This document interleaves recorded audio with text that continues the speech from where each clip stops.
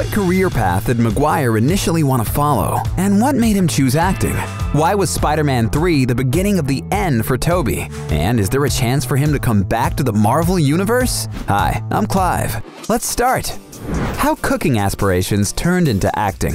Maguire's early life was full of moving around and living with different family members after his parents got divorced when he was only 2. His father was a chef and his mother a screenwriter and film producer. And interestingly, he considered following in the footsteps of both. When Tobey began thinking about what he wanted to do with his life, he at first wanted to be a chef, just like his dad. But because of his mom, events took another turn. She convinced him to take a drama class instead and even offered him a $100 bribe for it. His mom had always dreamed of becoming an actress when she was younger, but it didn't work out. So she wanted her son to live out her dream. Tobey couldn't refuse such a deal and took the class, only to realize soon enough that acting was his passion.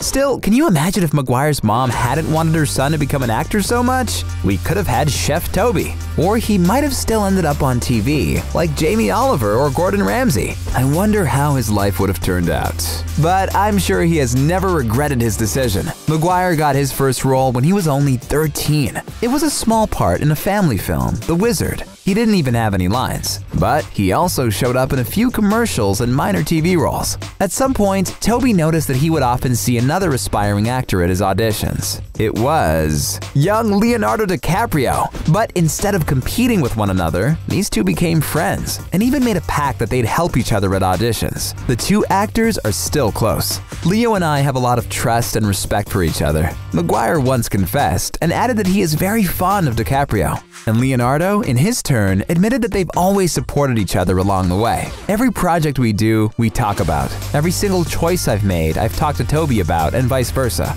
That's a great role model of friendship, isn't it? But let's get back to Tobey. Boyish Charm got him to the top.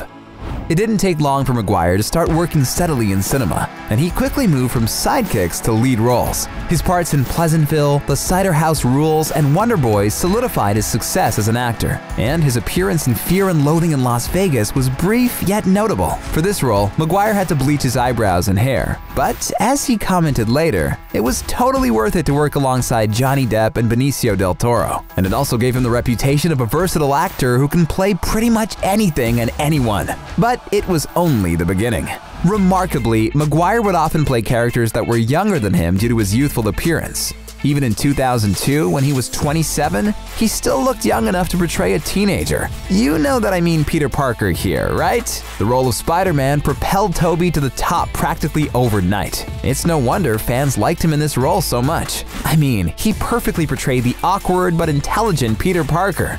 But before everyone saw his acting with their own eyes, a lot of people doubted that he'd pull off the role. I know that some people think I'm not exciting enough or volatile enough for this kind of role, but I think that kind of criticism is absolutely off base. Maguire himself commented on the initial backlash and assured everyone that they'd changed their minds when they saw him in the movie. And boy, was he right! To look exactly like Spider-Man, the actor spent 6 months doing weight training, gymnastics, and taking martial arts. As a result, he looked just right. Critics praised Maguire's performance, saying that it was hard to imagine anyone else in the role. A USA Today critic even compared his casting with Christopher Reeve as Superman. The Spider-Man movie was a huge commercial success and grossed over $800 million worldwide, remaining Sony's most profitable film until the Rock sequel of Jumanji surpassed it 2 years ago. So, it's no wonder that a second movie quickly followed. Spider-Man 2 became one of the most influential and best superhero films of all time. It turned out to have a much deeper emotional focus, presented a much more viable and complex villain, and, once again, the movie showed us the impeccable acting of Tobey Maguire.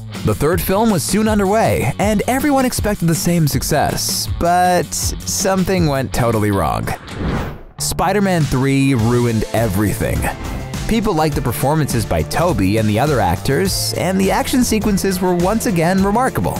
But still, the movie couldn't repeat its predecessor's triumph. It looks like the director Sam Raimi, along with the screenwriters, went overboard and added way too many storylines and villains into the plot. Critics also blame the film for having excessive sluggish scenes and introducing no central threat to the protagonist. And even Raimi himself admitted that Spider-Man 3 was a complete flop. I messed up plenty with the third Spider-Man, so people hated me for years. They still hate me for it, he said to Nerdist. To correct his mistakes, the director wanted to make the fourth movie, but it never happened because he couldn't come up with a script that would satisfy him. That's why the Andrew Garfield reboot appeared a few years later, and Maguire's career as Spider-Man ended. But even before the third installment failed, something else went wrong, and on-set communication with Tobey became bitter. After he sustained a back injury while filming another movie, Seabiscuit, a few years prior, he demanded that his doctors be present on the set at all times. They even had to measure the number of steps the actor could make in front of the camera to ensure that he was safe. It's clear that he wanted to make sure that his back was protected, but he likely went way overboard. The producers even considered replacing him with Jake Gyllenhaal in the third film. As a result, Maguire's reputation began deteriorating, and along with his movie failure, his career started going downhill. But there was much more to it than just this. From superhero to gambler.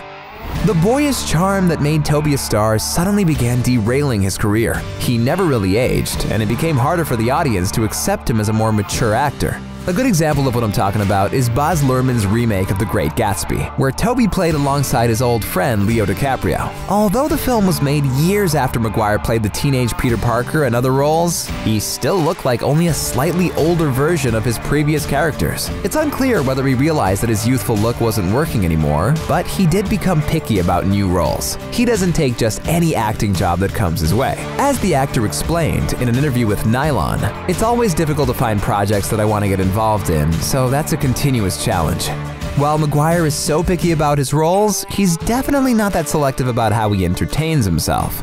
Tobey is known to have a penchant for gambling and playing poker in particular. And although he has a reputation of a winner, it doesn't mean that his little hobby only brings him joy. 9 years ago, for example, Maguire was sued, along with 22 other people, for winning money in allegedly illegal poker games. I know what you're thinking. How could he be sued for winning a game? Well, the answer is quite simple, as the money he won had been stolen from investors of a Ponzi scheme. Going from a beloved superhero into a man connected with stolen cash wasn't something Maguire wanted, so he forked over $80,000 to victims of the fraud. But okay, let's assume that he had no idea that the money he won was stolen. Apparently, Tobey's gambling revealed a much deeper issue, which was detailed in a memoir by Molly Bloom, a woman who organized underground poker games for a number of rich and famous players. Maguire was one of the celebs who came to play, and Leo DiCaprio often accompanied his friend. As Bloom said in her book, Maguire used his famous pal to ensure big fish would come to the table, and DiCaprio, in his turn, didn't look like he cared about winning or losing, and kept on listening to music on huge headphones.